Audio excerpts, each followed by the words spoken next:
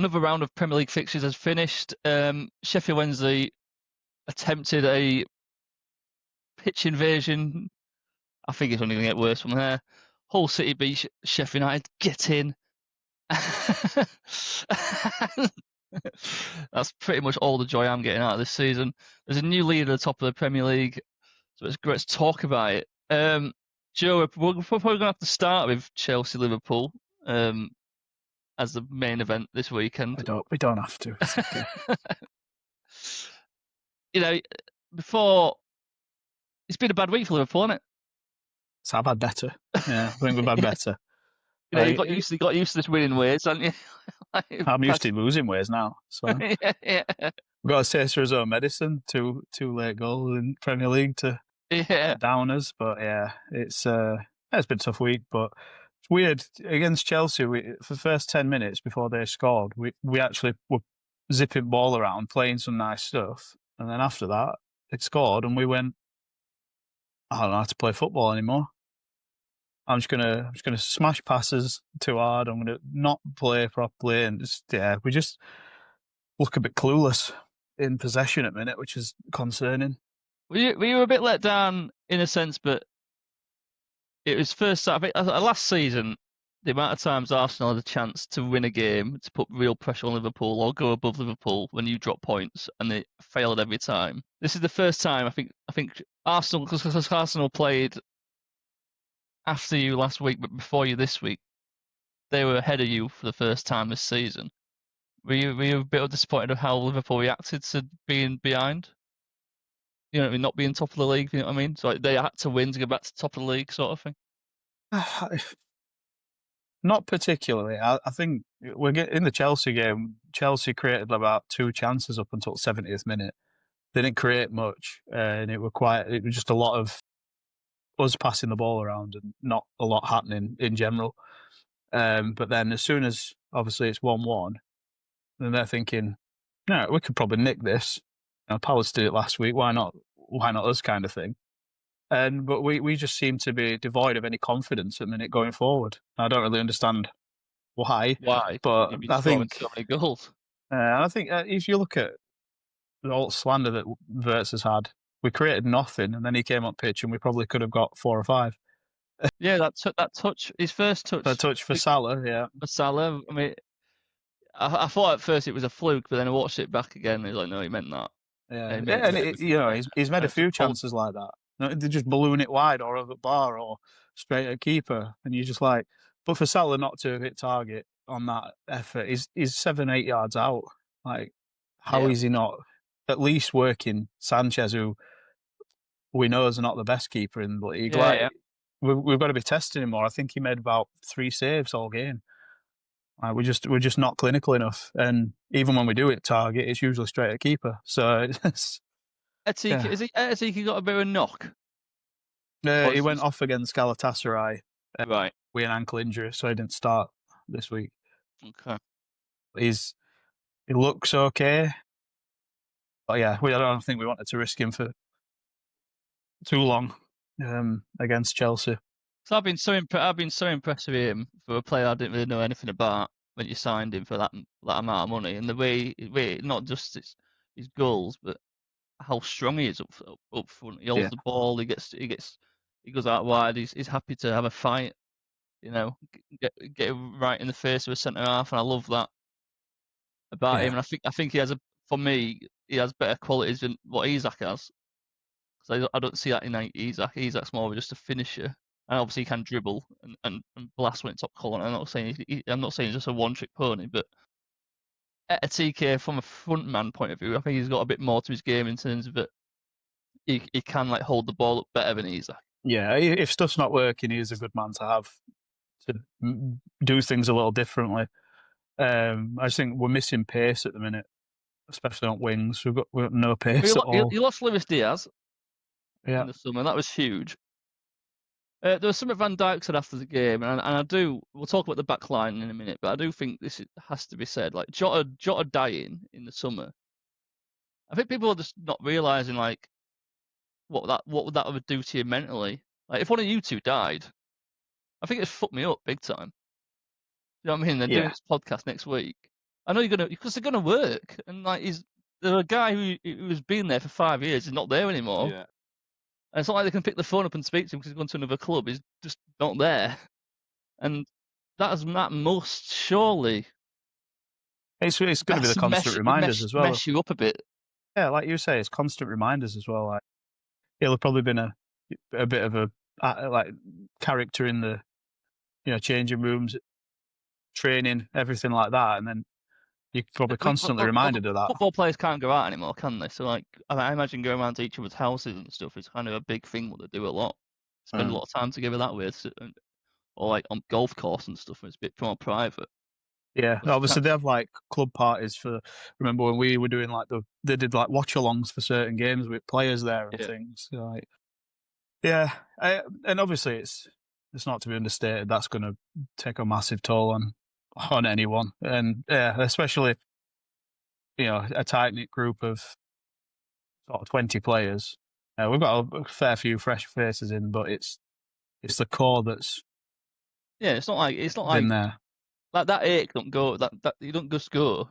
Do you know what I mean? It stays with you for a long time. Well, it never goes for some people.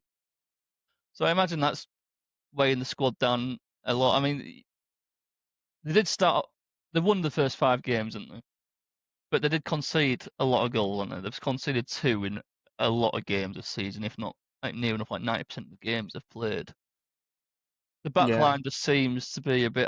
The match that they highlighted it, Wayne Rooney of all people highlighted it this morning. It's a bit similar to like the Man United thing. It looks like they don't know where to stand, apart from Van Dijk, who's just sort of looking around, going, "Guys, what are we doing?" I think the main issue there is that Liverpool have had that consistent back line for a very long period of time, and all of a sudden Van Dijk's got to probably think about going like, I need to make sure everyone's moving with me, like, because it's for so long it's just been instincts that everyone's just in sync, and he doesn't need to even think in the slightest where Robertson might be or where Trent would have been. They just knew, and everyone just got on with the job, and then all of a sudden, Premier League teams are very good, aren't they? You have one of them stood half a yard out, and you get punished, unfortunately.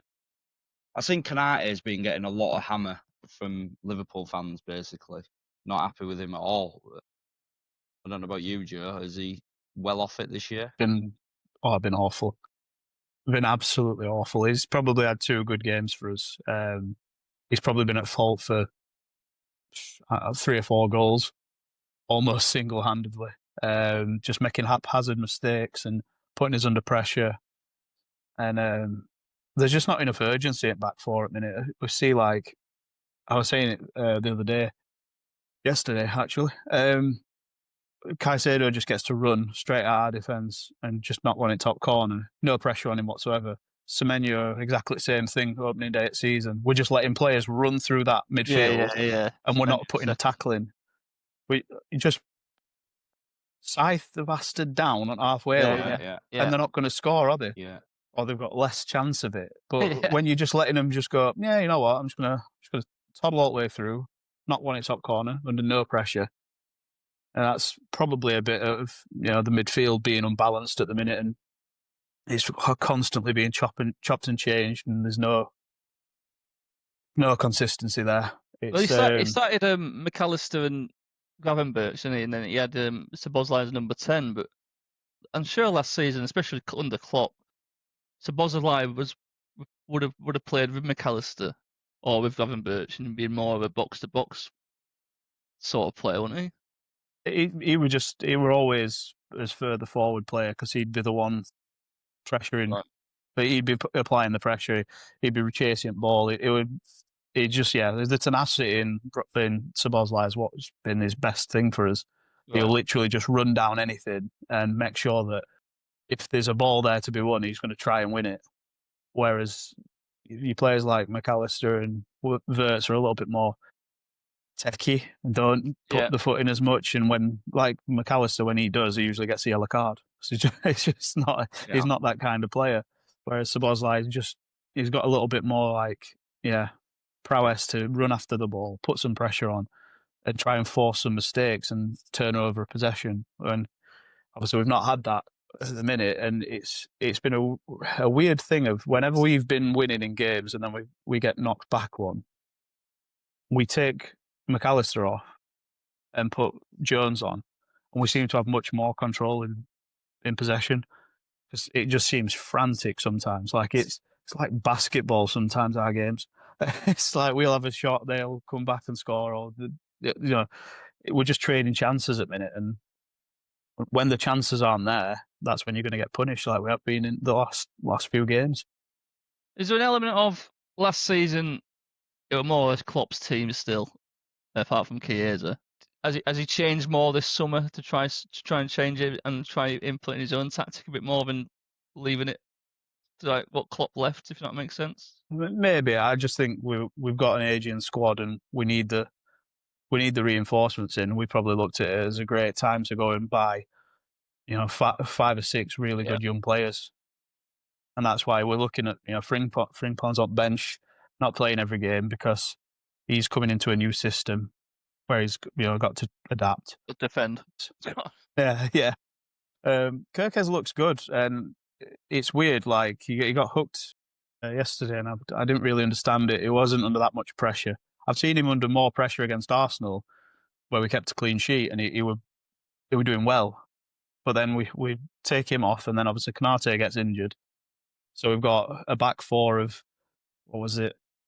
Endo, Gravenberch, Van Dijk, and Robertson, or something like that at end of game, and you're just thinking, well, that's not where you need to be. Bradley's fallen off a cliff as well. Robertson looked lost as well when he came on, didn't he? Like, he looked tenacious again. Like he did look like his old self, but he's just older. He can't run up and down really pitch. old, yeah. But I wonder why Guehi was the last piece of the puzzle and why it took him so long. Because quite frankly, if they would have paid that money earlier, Guehi would be at Liverpool, wouldn't he? Yeah, I mean, I think I've screamed for a centre back for about 10 years. I actually remember asking you on this pod, Joe, Isak or Gay. You said Gay. Yeah, and I bet most people would have said Isak because of the see goals. But bang the drum quite a lot. But when Isak was kicking up a fuss, I weren't bothered if we signed him. I'd rather have put the money elsewhere, and I'll still bang that drum. He's started well for us, goal and assist. Is it in 3 games, 4 games, something like that? So. Not terrible. Probably could get more, but when he's not getting fed the ball, it doesn't matter. He's under real pressure now, isn't he? With how he acted in the summer, it's like everyone's expecting you've got to score every time you touch the ball, sort of thing. Yeah, but when we, when we don't play with any wingers with pace or crossing ability, it's gonna stifle him because you've got Gakpo who's not got a lot of pace, cuts back and shoots. And then you've got Salah who's not got a lot of pace, who cuts in and shoots. So you've got no playmaking ability there, apart from Wirtz, who I think, well, obviously, whereas at Southampton, they actually looked somewhat useful. And you can see that little bit of a linked partnership coming. It's a great point you made there, Joe, to be honest, because Jacob Murphy, Anthony Gordon, Harvey Barnes, all they do is cross the ball. Yeah, just whip, run down, whip, beat a man, whip. And then, and now we've got no pace on the wings. None of your lads do that. Ngamoa should and does when he plays, but he's 17. You can't. Chiesa does as well when he plays. I do not know how the fuck Salah got 90 minutes against Chelsea. He did nothing at all. The highlights showed just like his unwillingness to even track back. I know defending is his strong suit, but he put no pressure on the ball. No, but then you've got Chiesa, who, whenever he's come on, he's looked a nuisance, got a lot of pace, a lot of energy, and drives forward. And you need, we don't need the goal, obviously. 1-1 away at Chelsea is not a bad result, but when you've got Salah on the pitch who's not doing anything tracking back, then you've got a man over, and then you've got Robertson who's playing with an injury, who's marking Estevao at the back post. So you've not got enough there. Some of the decision making from Slot on these last, probably 4 or 5 games, because we've been lucky in some as well, has just been. I can't fathom the idea of some of the substitutions and like leaving Ngomora out completely because we were playing Chelsea. It doesn't make any sense to me. And Chelsea not been playing well all season. Let's be right. No, not at They all. beat West Ham and they beat Fulham. They beat Fulham. And they should not have beat Fulham. Yeah. And they've got 6 centre backs out. Yeah. We've got 6 injured centre backs, but we can't go there and get a couple of goals. It's doolally. Problem is they've got another 6 to. Yeah, they've got another 6 somewhere. well, that were it. I mean, the 6th one got injured, and Yorel Harto came on. It's not that bad of a substitution, is it? No, it's not. What's happened with Salah? Do you think Salah's having a bad season, or do you think he's because the focus is not on him anymore? He doesn't seem to be the main man anymore. Cause it seems to be more shifted to Isak and TK and Verts and all these fresh new people. Do you think he's got spat dummy out a bit, saying this is my patch sort of thing? I don't know. It's a weird one. There's like a few different views you could probably take. One is he's got his guaranteed money, and now he's like, I'm good, thanks. Which doesn't seem like his character. I've won it all as well. Yeah, doesn't seem like his character though. Like he wants to do the best. The other side of it is we're not playing the same system, and we're playing more of it. Like he's not playing quite as forward as he was. So now we're playing sort of like the 4-2-3-1, which doesn't really suit anyone in our system. So I'm not really sure why we're doing it. But then, so you're not getting him into the game. You're playing Szoboszlai at right back. So you're losing that tenaciousness in midfield to actually win the ball back and then get these transitional counters where Salah will get the most out of it. So you can't do that realistically with what we've got because Verts doesn't put pressure on. He finds pockets of space. So you need that sort of Szoboszlai person to just run round. Yeah. So, like for let's me, be right. And let's be right. Under Klopp, right? And I don't mean this. When people hear the word long ball, they think Tony Pulis hoofing, Sam Allardyce hoofing into the box. Liverpool have been a long ball team, and that's not no disrespect to them. Direct. They used to smash that ball towards the corners, and Mane and Salah would fucking run onto it, and it just put people into a panic every time. You know, if you're trying to pass into Salah's feet, he don't want it there, does he? He wants to run onto it. He don't want it to his feet at all, does he? Let's be right. Well, not anymore. I think that lost her a bit of pace and stuff. Now he getting it earlier and sort of trying to run at players is probably a better way now. But it's Salah is the best player when there's a bit more space, and you're going to create more space when you've got people running around pressurising the other team. Yeah. Like putting that pressure on sort of the holding or defensive players. You're gonna create more opportunities, especially for players who are 34, 35. It also helped Salah a lot because for quite some time you've basically played with like a false 9 through the middle, haven't you? Who would drop into those pockets, similar to what TK does, and drop into those pockets, and Salah would occupy that space to left in behind them. But teams find it easier, don't they, when you're going to play everything in front of them? It doesn't matter how good you are. There's all the teams out there now are set up in a way, aren't they, which they're prepared to sit back, let you have the ball, and want to hit you on counters and transitions. Yeah. And obviously, whenever they play us now, don't try to attack too much. No. You look at I mean, obviously it's like the Burnley game was quite apparent in that as well. The Chelsea game, apart from the last 20, 30 minutes, they didn't really put that much, going forward. If they got a little break, they might try, but on most part, it was not much. But yeah, I think we've caused ourselves a lot of issues. And it's weird to say, but I don't know where we fix it. Because we've got 2 of our 4 centre-backs now injured. And we've got Joe Gomez as his 4th, who's probably going to get injured next game. I'll get injured thinking about playing. So, yeah, and it's like, who do we play? And I think you've just got to go with a back 4 that you're happy with and play him for 5 to 10 games to get that bit of understanding back. Taking Kirkes and Frimpong off every game or replacing him with Bradley to start, who hasn't looked good. And it's just all very frantic. It feels like we've not really thought about where we're going to play all these players, which were my worry in the summer. We got rid of a lot, which I thought, oh, that'll open up some spaces. But I was saying, like, you've got like 4 or 5 players that you want to play in midfield. You've got 3. You've got 3 spots to fill.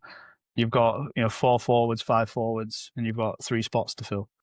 And then you've got 3 right backs effectively now with Szoboszlai. So it just feels like it's just a bit ill thought out. No people just sees, but you spent a lot of money, and that's it. You need to be winning the league by 500 points. I'd rather be playing a solid 11 that we want to play week in and week out and lose a couple of games, but see some progression and see some better football.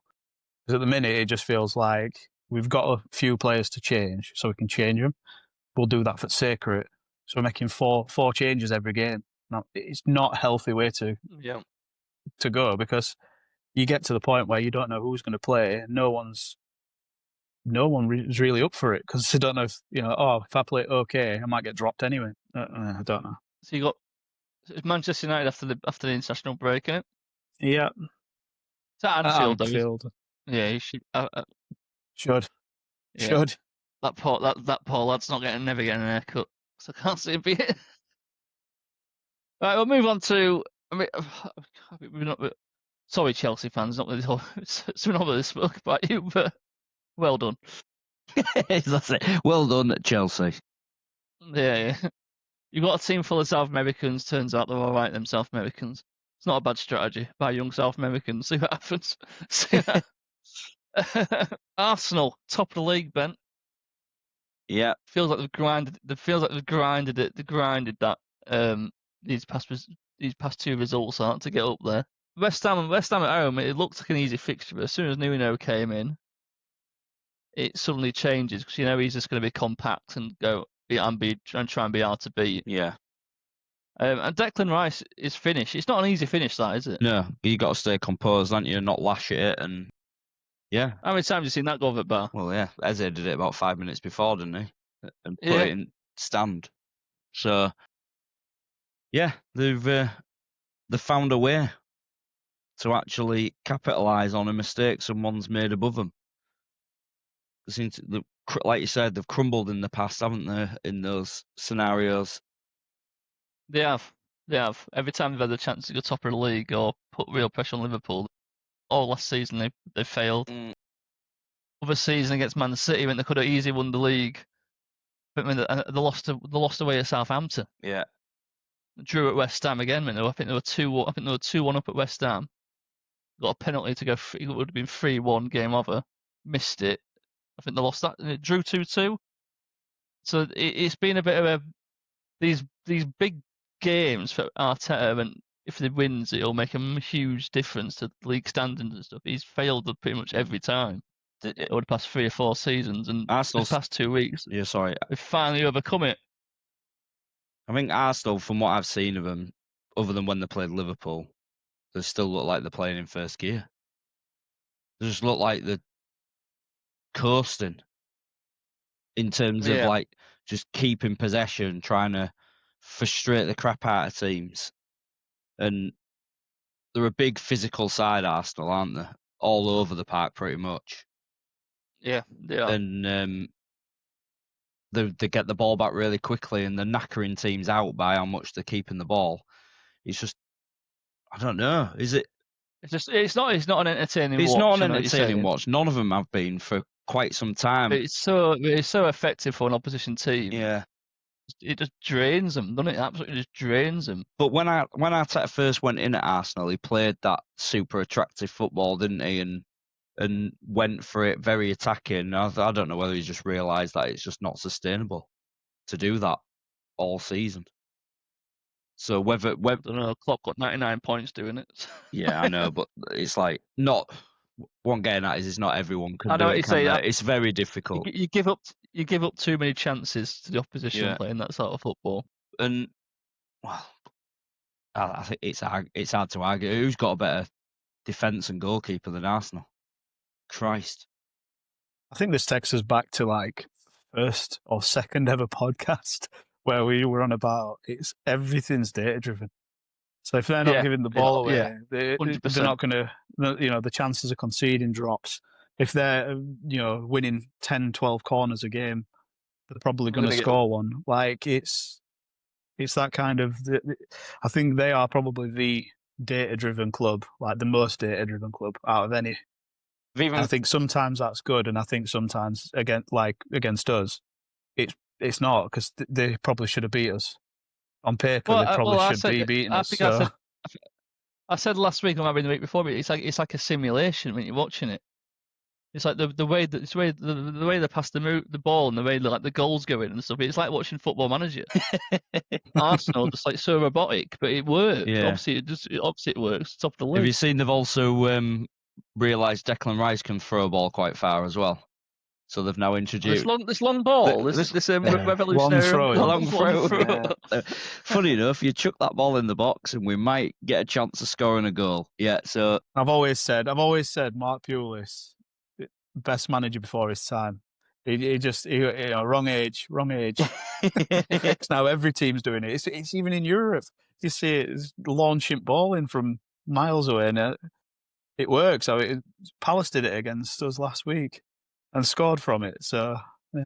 They were saying that Rory Delap used to throw it all with one hand, and the second hand was just basically like all for show. He used to like throw it like that, and all the power came from that hand, and that one was just basically on the ball. There was a player.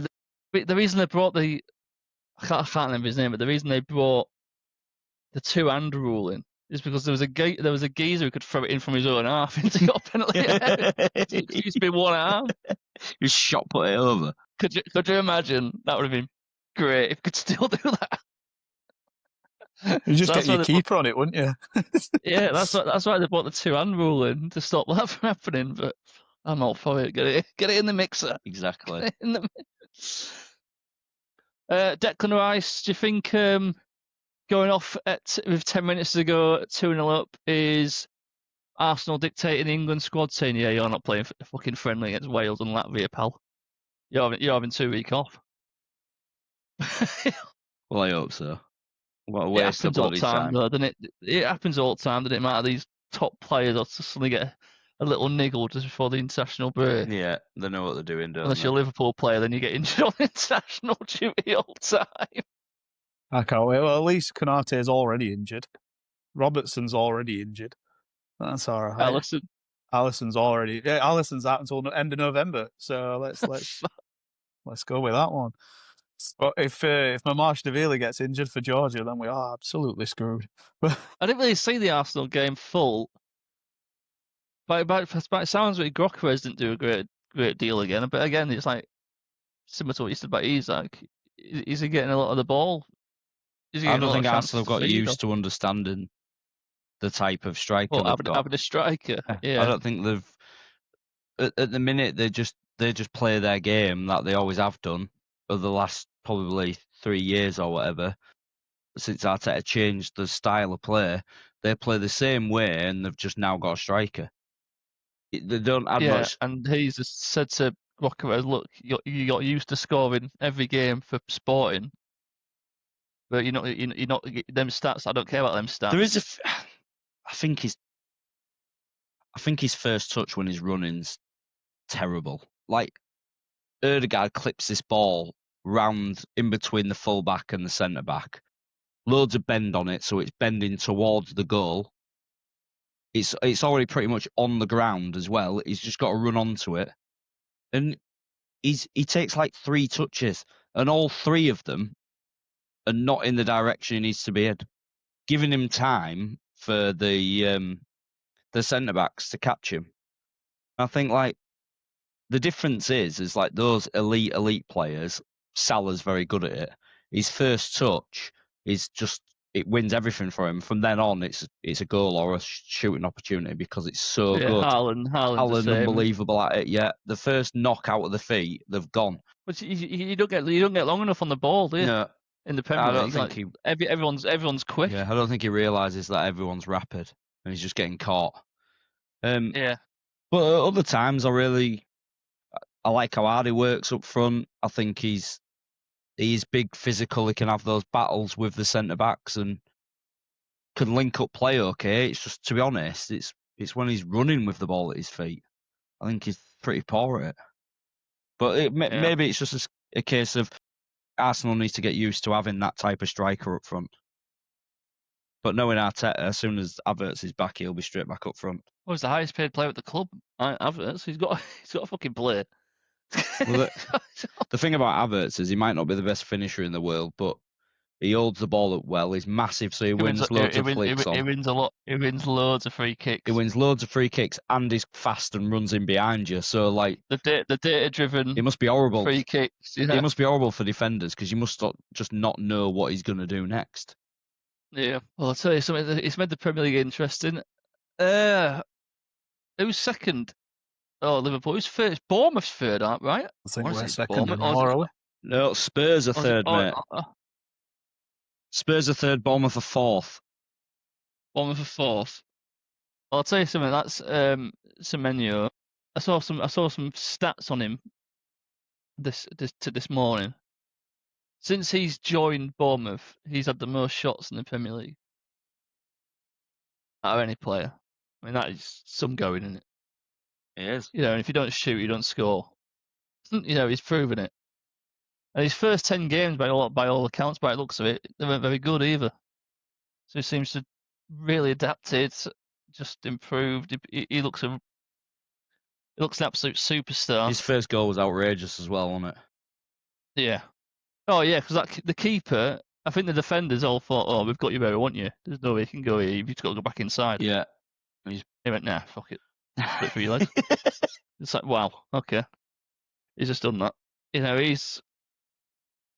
I know Bournemouth fans are getting a bit annoyed because everyone's are saying now is like he's going to be up for auction in the summer.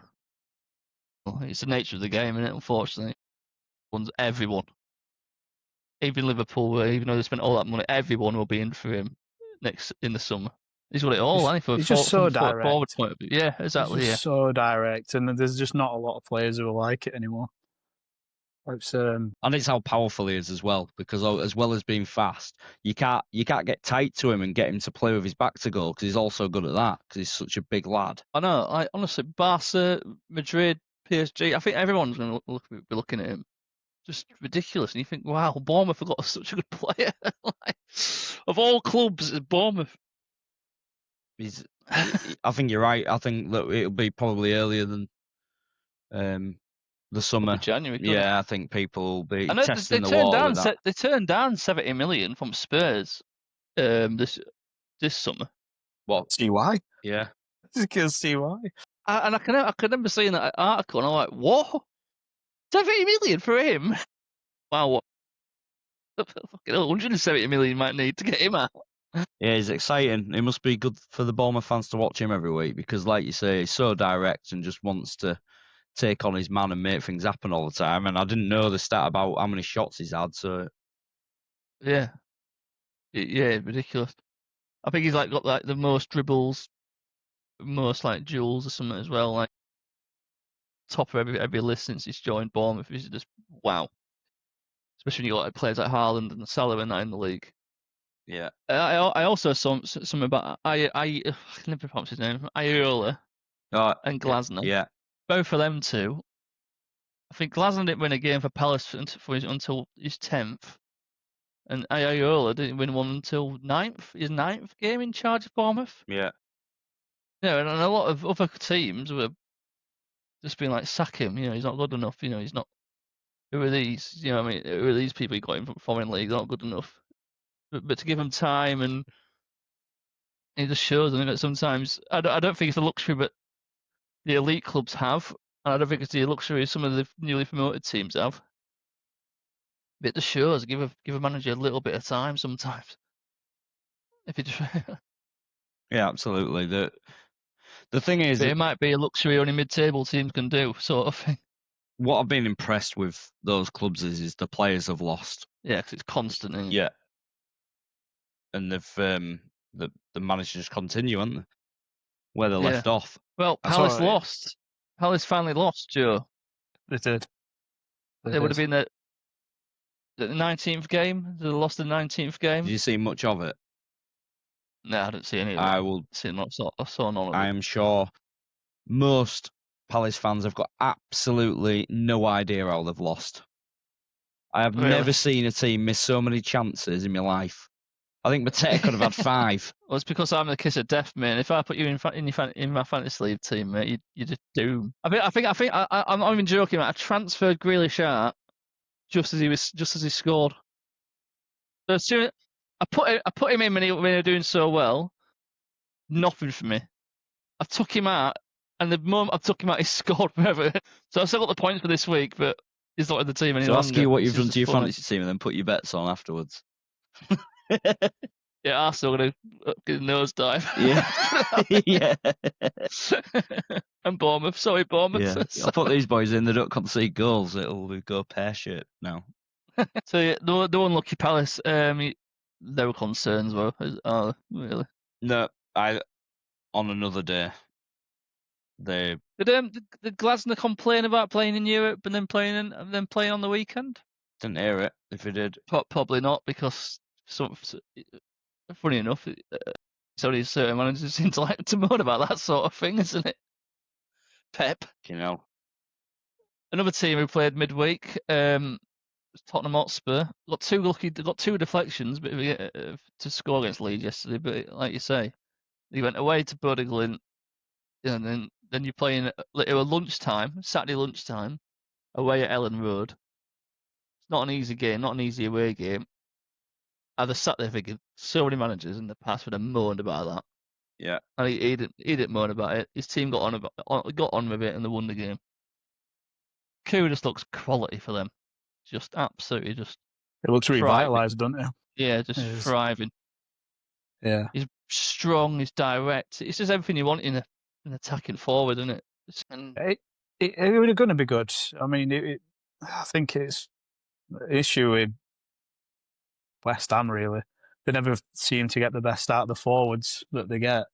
But yeah, he looks cut above what he was at West Ham. But they've started really well as well, Spurs. I don't think they've got too much of a weakness at the minute. It's impressive because they lost 22 games last season. Now, to turn it around so quick, you just got to take your hat off to the manager, haven't you? Like, he's done a right job there in such a quick turnaround. Well, I don't think anyone thought it was going to be a difficult job to make it better than it was, because last season was fucking atrocious. It was like you can't get worse. Yeah, you look at the team, look at that squad, and you think, it's not that bad anyway. And then you stick, João Palhinha in there and Kudus and Xavi Simons. You're like, of course it's going to get better. Yeah. But being second at this stage is promising for a minute. Especially when you could probably, if you were going to be super critical, you could probably question that they've maybe had to find too many answers to win games at last, minute or to get a draw or whatever.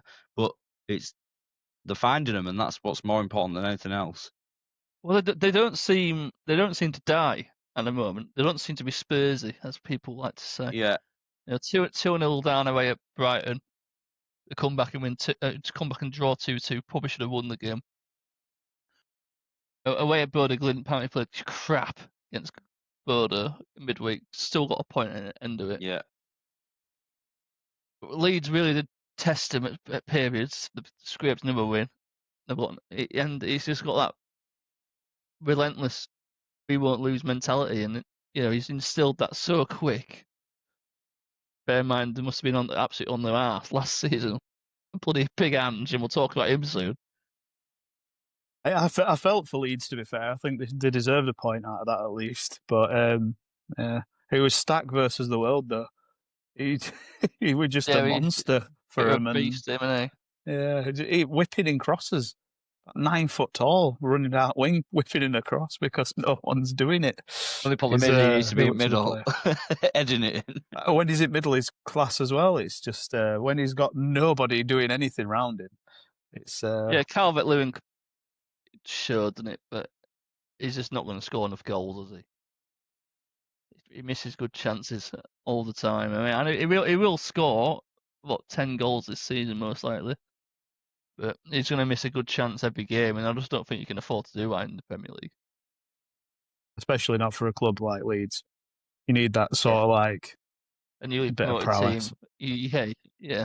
I'll tell you who I do feel sorry for. Wolves. I didn't see any of the game, I but when did. I saw they were winning for large periods, I thought, oh god, if they win that, the Premier League is going to be so interesting because like literally, I think there were like 4 points separating like the bottom 10 or something. Yeah, I feel sorry for him, to be honest, after watching the game. They played well against Spurs last week as well, didn't Yeah, they did. And I felt they were unlucky again today. Thought at times they looked good. And they worked bloody hard and all. You know, like pretty much all over the pitch. It's just they're just lacking that bit of that little bit of extra quality in there. Like there should have been 2-0 up.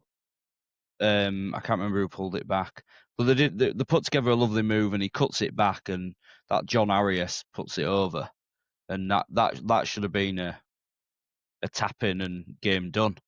And then you could sort of just see it happening. I don't think it was Brighton won it they played today. Yeah. I didn't think much of Brighton at all, but they found an answer today, did Brighton, and but I think they'll be honest with themselves and say they were lucky to get a draw today. Brighton is going to be just fine, aren't they? There's no like they're not going to get Europe. They're not going to get. There's going to be nowhere near relegation. They'll be just completely fine. Yeah. Brighton. I wouldn't write Wolves off yet as bad as it looks on paper. From the games I've seen them play, I don't think it's that bad. Yeah, only one win gets you out of it at the moment as well, because I think it's so like everyone just keeps beating everyone at the moment down there. It's really good. I think it's really interesting. I suppose we better talk about Manchester United Football Club, haven't we? They won a game. Burmo was. I watched that game as well. Go on then. Burmo, he made the first game, didn't he? First goal. Yes. Him and Bruno really are carrying this team, aren't they? Well, I think it's a weird one because you speak to a lot of United fans and Bruno's not doing anything. He's not cutting it because you've got your manager playing him defensive mid. He can't play it. Yeah. He's not that sort of player. So yeah, it's a weird one because they're trying to shoehorn 3 or 4 players into 2 positions again. Still, and it's sort of not working most of the time. But when you're playing, when you're playing at Old Trafford against Sunderland, you shouldn't have to do that much that works for you to get a win. But they played well. I think they controlled the game on the most part. There were a few chances for Sunderland, but when you've got a keeper that can actually come out and catch a ball, it does make a bit of a difference. Yeah, not just flapping at it. I was going to say, from what I saw, he looked very commanding, that keeper, didn't he? He actually caught and held the ball. And it sounds like such a basic thing, doesn't it? But yeah, just not at that at all. This goalkeeper's realised that you put gloves on because you might need to use your hands at some point. Yeah. No, but he did look good. He did look good. Fair play to him. Yeah, and I think they've kind of got a little bit of a back 3 almost now, with Shaw playing the left side, Delict in the middle, and Rojo on the right. Was it Rojo? Whatever his name. Yeah, Laura. Yeah, Yoro, that's it. Yeah. They actually look pretty solid on the whole. Obviously, there's always a few lapses, but compared to what they used to, it's definitely better. I think Delict looks a bit better in the middle. Maybe that's because he gets bailed out a little more. I'm not sure, but Yoro looks really, really quite promising. But yeah, I still not set on that formation and that system in the Premier League. No. Well, unless the highlights showed a different thing, as good as Man United were, they did seem to give away quite a few chances to Sunderland. They seem to have. Looking at the highlights, unless the highlights, as sometimes don't really paint the full picture of the game. But it certainly looked like Sunderland had their fair share, and Lammers, well, did his Well, Man job. United fans were singing "Are Schmeichel in the Skies?" It just shows I just think that's the bar being so low. I was about to say that. Like it must have been so many just routine saves, but they've gone fucking hell. What's this? I've not seen that. I've not seen that in so long. I think he made maybe 1 or 2 saves. I don't think he was tested that much, to be honest. Yeah. Like I think I watched the entire game. Can't really remember a really good chance that Sunderland had. Like you say, he caught the most ball. of, most of the time it was just Sunderland missing target completely. Yeah. Just Man United fans are just over the moon that this keeper actually dives and he catches. Yeah. Especially got a competent keeper. First time since Van der Sar. Yeah, I think one were a decent stop, a couple of routine. I think that's about it. I honestly can't really remember him having to do a great deal. But yeah, I mean, I think overall they did well at actually controlling a game of football and not going 1-0 up and then losing their heads and conceding something sloppy. You know, they scored the goal and then they went, right, well, okay, let's go and get another and play the same that we've been playing and not go defensive. And I mean, I don't think he took his centre back off until like 80th minute, which were absolutely unheard of from Amorim. So yeah, so maybe he's finally had a word with himself. I don't know. Does it look more promising that Frank might be a step closer to plugging his clippers in and getting that haircut or not? Oh no, he always gets to one game, doesn't he? And then they lose the next one, and they're away at Anfield after. Yeah, I forgot you said they got to go to Anfield. Well, I'll tell you what, if they win at Anfield and they makes it 2 in a row, they won't. To be honest, I hope to God that at some stage they go on a 4-game winning streak. Yeah. Right, they're somehow 2-0 up, but lose 3-2, and he can't cut his hair again. Hey, that could be if they manage to beat us somehow. Which honestly, we are playing. That's conceivable. They've got Brighton at home and then Forest away in the two after. It conceivably could go 4, and then they've got Spurs away. So that could be a fun one. How funny would it be if they won all of them and then Ange turns them over? First win at Forest. In El Sakio. Loser gets sacked. Do you think he'll still be there? No, I don't know. They're already singing the game sacks in the morning, aren't they? You look at the table, and Man United, it looks fine, doesn't it? Yeah, really. Like, I mean, you wouldn't think that with they are like this bipolar, but we've said it time and time again. But they've got some really good football players, so they're always going to win a game of football. But it's all about consistency, or just somewhat consistent, and they just don't show that at all at the moment. The problem is when it starts going wrong for Man United, it's just a shambles of a day, isn't it? It just absolutely just explodes, doesn't it? It's just like, we'll talk about big hands then, shall we? Because I knew they'd get beat today. It's not been a good appointment at all. I don't know if you saw the pictures of Mariakos against Michelangelo in the stand. I've seen the edited ones. Looked at. Yes, where they just make him massive for no reason. He's just like looking at the pitch, like, "Oh my god, what have I done?" And Paddy Power tweeted out something like, "It's funny what happened to you. You mean your second manager got you into Europe, and you replaced him with somebody who finished 17th last season." I honestly can't. His mind must be awful to like. I don't know what goes on in that head. It just seems to be very self-destructive in pretty much everywhere, to be honest. Yeah. I'm not convinced Gibbs White is fully committed as he either. Not a chance. I think he was fully set on going to Spurs, and having that like pretty much ripped away from him, and like we saw the interview, like I said, it looked like he had a gun point to his family when he was reading that. When he was like saying, "Oh, I'm so happy to stay at Forest." Mr. Mariocas is still like next to him as well, which is bizarre. Yeah, waving the picture. I'm not convinced. Yeah, I'm not convinced. I'm not convinced he's fully committed because he is not impacting games at all like he was last season, the season before. It seems like you've got a team who were so good under Nuno and so like drilled and so like knew that everyone knew the jobs, and it was such a well-oiled machine, with Chris Wood scoring goals every week, even though every time he scored a goal, you went, "Fucking hell, he scored again." it were no fluke by the end of it. The system just worked.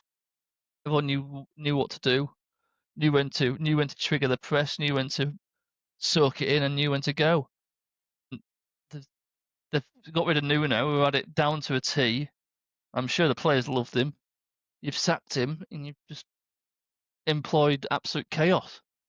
Well, that's the problem. Like, if you wanted Nuno to go for any other reason outside of football playing style, yeah, he would have appointed another manager that played a similar playing style, so it wouldn't go to shit overnight. Yeah. And he didn't. So you would imagine that on top of Nuno kicking off about the signings they're making for him, they obviously have got to that point, aren't they, that we're in Europe or whatever, or we want to finish higher up the league and we must win pretty. Has it ever worked for a team, this? Has any team been successful who have gone, I want to change my identity of how we play? Especially not 5 games in. Oh, I'll change style of play 5 games in. I think Brighton are not only in the ones who summer. got close to that, weren't they, when they sacked De Zerbi and brought in Herzler and stuff. But even then, it's like for like. There's not much in there. It's I don't think it's ever worked, to be fair. Not that I can remember. No. I can't think of it. I can't think of an example anyway that where it's. I can only think sacking Chris Hughton and getting Graham Potter in for Brighton. Yeah. But that might not have been for footballing purposes. Like, in terms of, we're already winning games, we need to play more attractive football and winning games. That was, we're losing games, let's employ someone to help us win games. Yeah, it's just a change of, like, from performances, not actual display of football, in it, I guess. You sacking Nuno's not been sacked because they've been shit. You know, what he's done with Forest is unbelievable.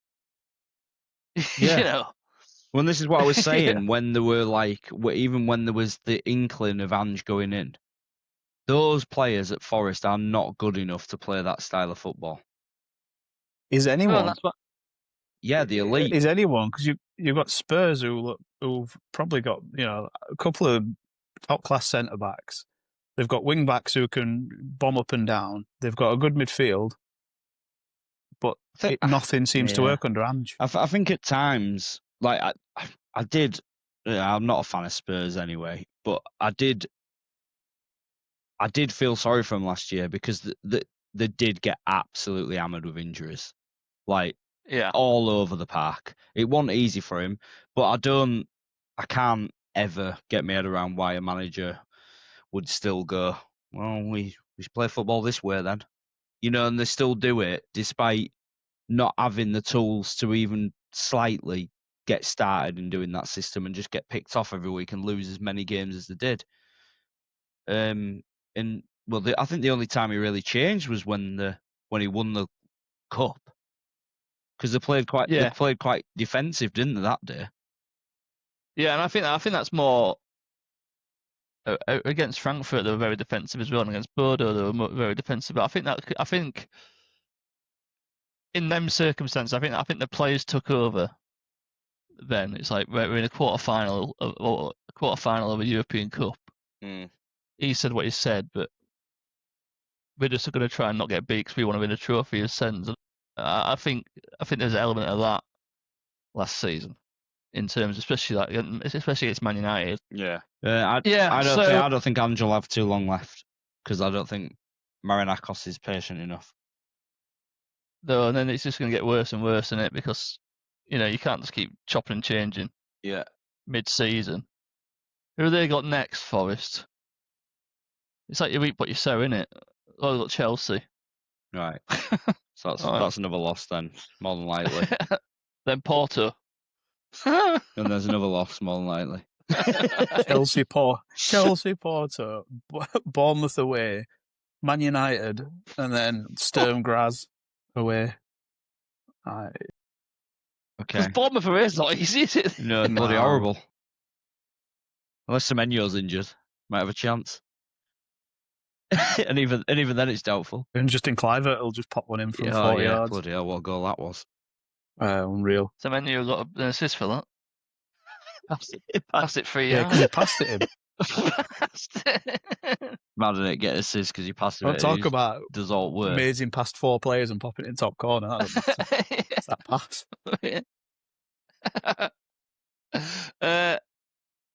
I feel like I need to speak about Wednesday today. But we'll just quickly just go over Villa. Villa never win. Now they've finally started winning. They can't stop winning. Yeah. Top Uh, manager. They look completely fine now. Whereas a couple of weeks ago, I think even we were thinking, oh, are they in trouble this season? And no, they've got a really good manager. Yeah. Why are we doubting them? Why are we doubting?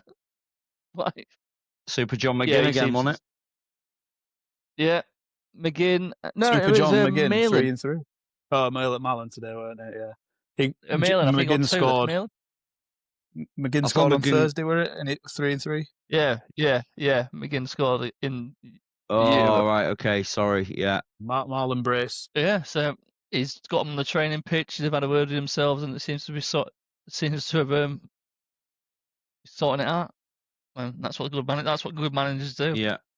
Top manager, Emery. Yeah, and like I say, I won't put it past them winning Europa League because it's his tournament. That's just what he does, isn't it? He loves that tournament. He wins it all the time. So, and if he wins it with them, it'd be huge. Yeah. And he's probably going, you know what? I need some bit of money, and the only way I'm going to get money is winning this bloody competition. So that's it for the Premier League. I think it's going to be a good season, isn't it? Maybe not for you, Joe, but it's going to be. No, but it might be a horrible. From a neutral perspective, it's brilliant, isn't it? Yeah. Not already knowing that these three teams are an absolute bag of shite, so they're going down. Like they've got no chance of staying up. No one knows at the minute who's possibly going down because some clubs look in a bad state, but there's about 6 of them. That are all in that. I mean, at the moment, you'd put your money on Forest going down, wouldn't you? Yeah. Out of everyone. Well, if there's one man who can lose a lot of games in a season with a team that's not half bad, he's pretty good at that. Yeah. And the top of the league, well, I think we're just going to get twists and turns all the way. My worry is that. What if Bournemouth go and win it? I mean, it'd be great, wouldn't it? Yeah, it'd be fantastic.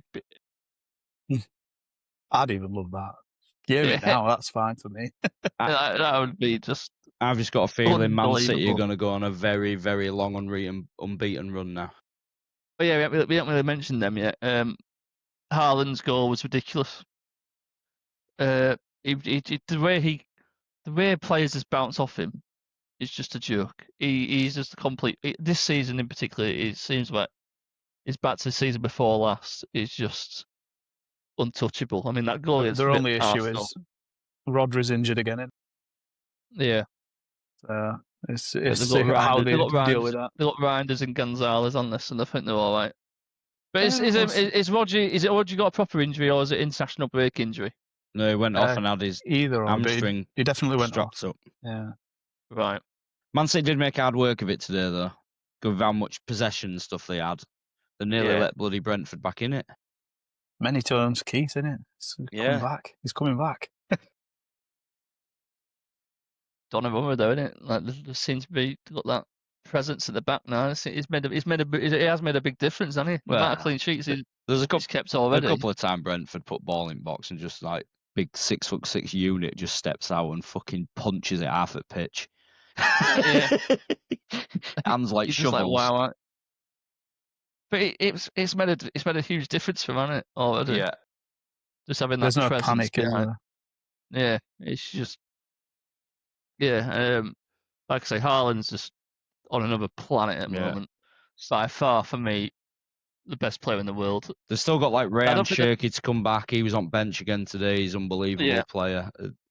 I don't think they've even got going yet, and that's what my worry is, because I think they're just unbelievable side. Yeah, and that charge it's clearly just going to get it's just going to get forgotten about. It's probably just going to be in the fine, which has already been paid, I imagine. It's a joke in it, really, but you just got to focus on the football. Focus on the football. I'm bored of talking about it now. It's gone on for so bloody long. Yeah. Oh God. Tell us about Wednesday then, Blair. Oh, fuck's sake. Let's be right. Up until last Monday, the news came out, but he's failed to pay the players again on time. He's failed to pay this loan against the stadium. It's come out that someone's tried buying the debt for that loan, I don't know if that's someone trying to get the club off him through the back door. Yeah, Texter buying the loan. But I feel so sorry for them players because I did not expect us to do half of what we've done so far this season. I mean, the amount of effort them lads have put in, especially the young lads who I've never even heard of, who have come on and now they're like first team players. You know, Ernie Weaver, George Brown. Yeah. Like they've just, but on merit as well. It's not just by like we're chucking you in, lads. It's like they played the cup games and they've earned the shirts. And well done, lads. Like George Brown's playing against some players who are on way more money than he is, and realistically should be starting, shouldn't they? Well, the championship's killing itself at the moment because it's paying clearly players far too much money for what they are, for what they're worth. And I think some of Wednesday's players this season are proving that. We didn't have a pre-season. Yeah. You know, it was all behind closed doors. One game they even refused to play. You know, all that uncertainty. They had no real pre-season. There's no coaching staff and nothing. And it doesn't look like it's really affected them that much. You know, they're still in games, even though they've got a depleted squad and no morale and all that sort of stuff. So I think the championship needs to have a look at itself and we're paying players fucking far too much money. Every club will be on the brink of their wage cap, breaking some sort of financial restrictions or whatever. Yeah. And it needs to be looked at. Is a Premier League 2 the answer to give more ambitious clubs a bit more money and a bit more leeway to spend it? Maybe, but the current championship's just not working. Anyway, he's not paid the players again. It looks like he's not selling because he wants 70 million quid. Who in the fucking right mind is paying 70 million £? Not when you got no assets and loads of debt and 5 embargoes, can't sign a player until January 2027. Loads of debt. Like the thing is, even if you get bought out, the embargoes are against the club, and there's no way on earth the FA will bend the rules to make a sale go through because they just won't. Yeah, there needs to be some precedent though, doesn't there? Now they've got to do something that they've not done before to try and get this idiot out of the club. It's not just damaging for Sheffield Wednesday. It's the entirety of the integrity of the championship. People are going to look at it and think, do I want to invest in clubs in that league if it's like this? It's And I mean this with all the respect in the world, right? But Morecambe, Bury, you know, Hereford, Darlington, Rushden Diamonds. When they were, I mean, Morecambe survived, thankfully, but when the others went out of business, it did impact the football bill, but it didn't make enough impact. If Sheffield Wednesday goes bust, that seems like history throughout this football history. You know, it's won the Division 1 title, it's won the FA Cup, it's won the League Cup, it's played in Europe. It's got a huge, massive fanatical fan base. It might be a martyr. It might actually be a martyr for reform and change. You've got I don't think I've ever seen it, but no club's gone without paying a player for 5 months out of the last 7, has it? Had this many embargoes and stuff. I know it's been sold, hasn't it? But or administration's already came in. Yeah. And sorted out. It's so. Well, this is unprecedented, isn't it? And worrying. But I don't know how this law can be changed, but there needs to be a point, doesn't there, where whether they own a club or not, they don't essentially own the club, and it gets fucking taken off them. So it's like a listed building sort of thing. Because it can only go into administration if he puts it there. Yeah, he's never going to do that because he'd have already done it if he had any brain cells. Yeah, or he'd have sold it before he started selling all your assets because then it'd be worth something. And all that sort of stuff. Yeah, he's not bothered about how it's damaging him publicly. He doesn't care. And it looks to me that he's pretty much just going to run it into the ground.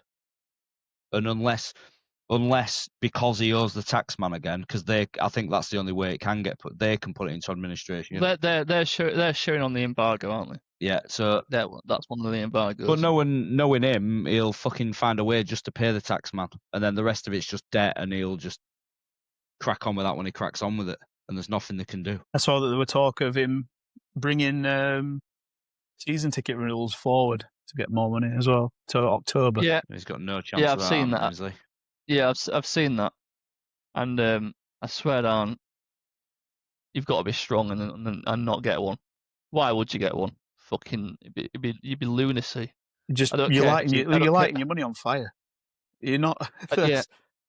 Because you're not seeing a good product. You're not seeing a good product now, because I think Coventry smashing them yesterday.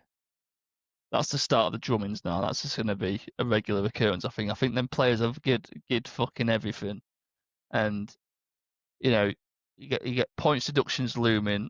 You're not being paid again. Eventually, they're going to go, I can't be arsed. This is just a joke now. Well, they're naturally going to run out of steam anyway, because you literally can't rotate your team because there is no one to rotate with. Yeah. You can't even change the formation. No, you've got this fit, and they've done brilliantly. I'm not saying that, and I really can't see anyone renewing the season ticket. And if they did, I'm sorry, but you're a fucking idiot. Yeah. like absolutely. Like, I love that club, like, to the point where virtually any conversation, I can always get Wednesday in it. And it's killing me not going. It's killing me not watching them. It's killing me not being bothered when we lose. But that's what he's done. It's soulless at the moment. The only people who are going are season ticket holders, and it's not even every season ticket holders going now. I think because the atmosphere is just soulless. No one's back. You can't buy anything from the stands, so the whole joy of the day, the whole occasion's just. Is he just not stocking the stands anymore now? Well, most of them are doing open. Right, yeah, because there's just no. It might be like one kiosk might open, but again, it's affected other people's. I know it's mainly students, but it's still affecting. It's affecting jobs. Yeah. And it's a non-playing staff who are not getting paid again. There's stories coming out now where people in like the admin staff are like getting loans out just to cover their monthly bills. Yeah, disgusting. Just get a new job, boys. Just get a new job. Yeah. If everyone walks out, then they'll probably force him even more to do something, get administration in or get a sale done. Without sort of some external pressure, he's not going to do anything. But it's proven he doesn't care how much money it hemorrhages, because he's basically looked at it and thought, well, if I bring season ticket renewals back early, I can get some cash. I'm not going to pay anyone. He's obviously not paying anyone. So what's the point? He's literally taking the love for that football club for granted. He's going, I'll fucking turn it on him. Yeah. Yeah, I'll put have a season ticket half price for next season, and he's using it against them, because some people will buy it. Unfortunately, that's all they've known all their life. Yeah, let's hope it's just not enough of them buy it, so it doesn't make enough impact. Well, the Supporters Trust have finally, and I mean this, finally asked fans, even season ticket holders, to boycott a full game. They've got one coming up against Bristol City live on Sky. And they've finally out. I mean, I'm never one to tell people what to do, but we lost as soon as the news came out in March. He didn't pay the players. It was like that was for me. That was like the final straw already. I stopped going from then, because that was just like, wow, it's like the 5th time already in 10 years. Yeah, like, fuck you, man. Like nothing will every season it seemed like, no matter how good it was, something would always pop up. And it's been like it for 10 years. It's been relentless. It's been tiring. But I hope they do it. I hope they do it. I hope they lose 6-0 to Bristol City, and I hope there's no one in stands. And if Bristol City fans have got all about them, they watch on Sky and all, and have a completely empty stadium. But yeah. Sad times. There was a half-assed asking someone to go onto the pitch but not do it yourself is insanely selfish. Because going onto the pitch is breaking the law. You can risk a fine. You can risk. So who's asking for this? Well, people on Twitter, obviously. Right, just trying to get the pitch invaded. Yeah, get on the pitch. But are you going on? Well, they don't answer that question. Of course, the answer is probably no. It's probably not even there. Yeah. So it's like you can't ask people to break the law because you think that's the right thing to do, but not do it yourself. Come on. Yeah, but the thing is doing that is like you're just going to end up with like a fucking lifetime stadium ban or something. Like, and then you never ever go and watch your team if this mess gets sorted. I think the issue is it's not about a few people doing it. If everyone does it, they're screwed. They can't do anything. But when it's 30 people's running on, then they can go, right, well, you're all banned. But if everyone galvanizes together, there's strength in numbers, but there's just no backbone. It's crazy. It's that scene from Bug's Life, isn't it? It's not about control. It's about keeping the ants at bay. If all the ants revolt, we can't control them. It's true. But the only fans going now are the season ticket holders and the people who would probably most likely would on the pitch. They're not paying. They're not going. There'll be the season ticket holders who are not going, or just not willing to buy a ticket to do it because it's a double-edged sword. We're going to invade the pitch, but I ain't got a ticket, so I'm gonna have to pay. I'm gonna have to give him money. Do that to get on the pitch. Yeah, so you kind of you're stuffed. God, we mentioned it on our first podcast in June, mate. So it's nothing's changed. It's just, and I think I know we're going on. I need to end it, but I think what people are forgetting a bit, because the football started and they've been doing okay on the pitch and they're above Sheffield United, and it's quite funny. I think people forgot about it, especially like the football media and stuff, because the football's like getting in the way. And I think, well, the way nothing's changed. That's the worrying thing. Bloody hell, mate! I listened to someone on the radio talking about you losing 5-0 to Coventry, and it's like Coventry. Did they even mention the situation? No, it should just crack on like, oh, Coventry, like, absolutely fantastic win against Sheffield Wednesday today, which in normal terms, if you were hearing about that, you'd be like, oh yeah, bloody good win. But when you realise what they're actually turning up and playing against, and they're not going like, they're just not even talking about the facts. There's no caveat, is there? No, it's like Coventry have won 5-0 winners today against a very depleted Sheffield Wednesday team because of X reason. And I know TalkSport and stuff might chirp up every now and again and, have like a 20-minute clip or something of something happening about someone talking about the situation. But people just aren't talking about it enough, are they? It's not getting enough. Well, the problem is, right, one of my favourite podcasts is the Football Weekly. I love Max Rushton and I love Barry Glendenning. And Max Rushton said he'd love to, on a podcast recently, he said he'd rather speak about things that are going on at Morecambe, Wednesday, the corruption in football, the fucking penalty rule being crap, the handball will be all VAR. But he says, unfortunately, talking about Alexander Isak in a transfer saga with Liverpool gets so much more traction. Yeah. But they need to get listeners, they need to get views, they need to appease the advertisers and shit. And that's just the nature of the beast.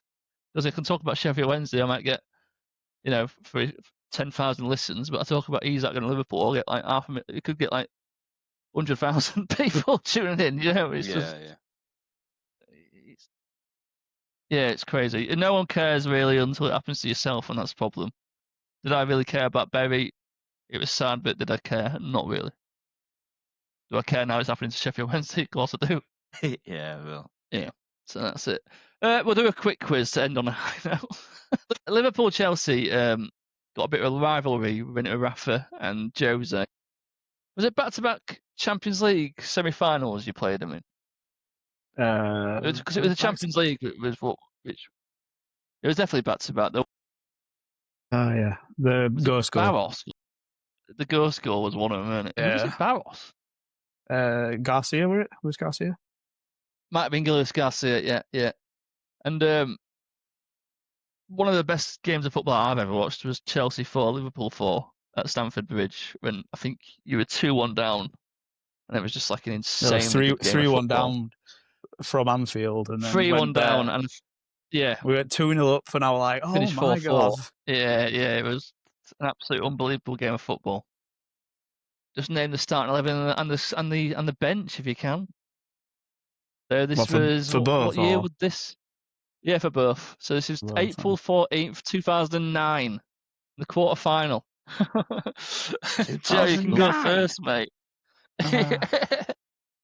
Jeez.